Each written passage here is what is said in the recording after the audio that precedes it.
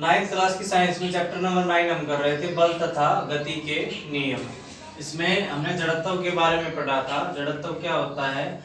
जब किसी वस्तु में कोई जो वस्तु होती है वो अपने आप विराम अवस्था को या गतिशील अवस्था को अपने आप को नहीं बदल सकती है, उस प्रॉपर्टी को हम क्या नाम देते हैं?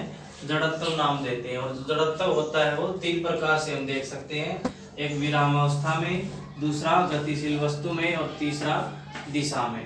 तो जो विराम अवस्था में जड़त्व होता है उसके कारण क्या होता है?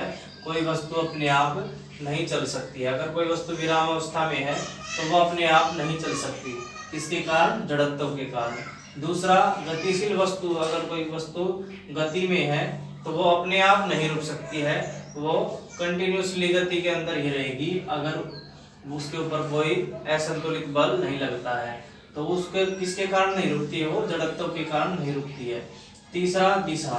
दिशा में अगर कोई वस्तु एक दिशा में चल रही है तो वो उसी दिशा में चलती रहेगी जब तक उसके ऊपर कोई असंतुलित बल काम नहीं करता है। तो किसके कारण एक दिशा में चलती रहती है? जड़त्व के कारण।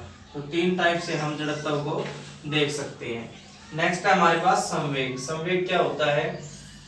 जैसे जो ट्रक होते हैं, ट्रक वगैरह होते हैं, वो उनका जो वजन होता है बहुत ज़्यादा होता है, मास उनका बहुत ज़्यादा होता है।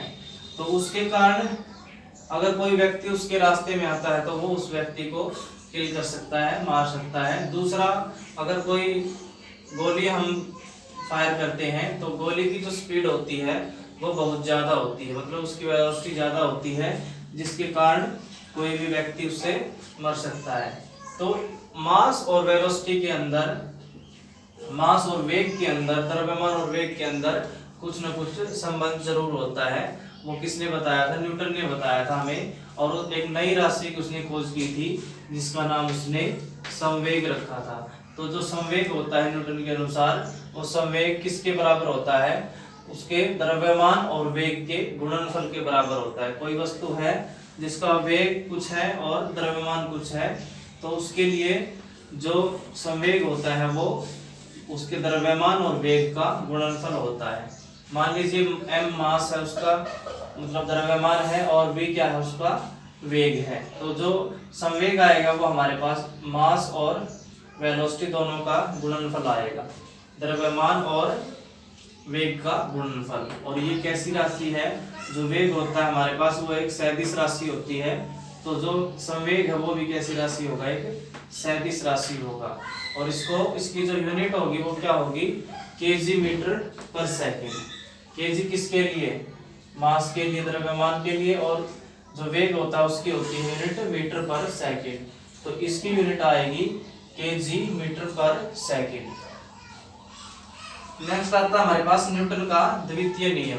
न्यूटन का द्वितीय नियम क्या बताता है? वो हमें संवेग के बारे में बताता है। संवेग का जो रेट होता है, मतलब इसके परिवर्तन की जो दर होती है, वो डायरेक्टली प्रोपोर्शनल होती है किसके? फोर्स के। डायरेक्टली प्रोपोर्शनलिटी का मतलब है वो समानुपातिक होती है फोर्स के। जितना फोर्स ज्यादा होगा उतना ही उसका संवेग ज्यादा होगा। तो न्यूटन के द्वितीय नियम के अनुसार किसी वस्तु के संवेग में परिवर्तन की दर उस पर लगने वाले असंतुलित बल की दिशा में बल के समानुपातिक होती है। जो फोर्स होता है, जो बल होता है, उसके समानुपातिक यानी कि डायरेक्टली प्रोपोर्शनल होगी संवेग में परिवर्तन की दर के। तो ये बताया किसने? न्यूटन ने अपने द्वितीय नियम के अंदर।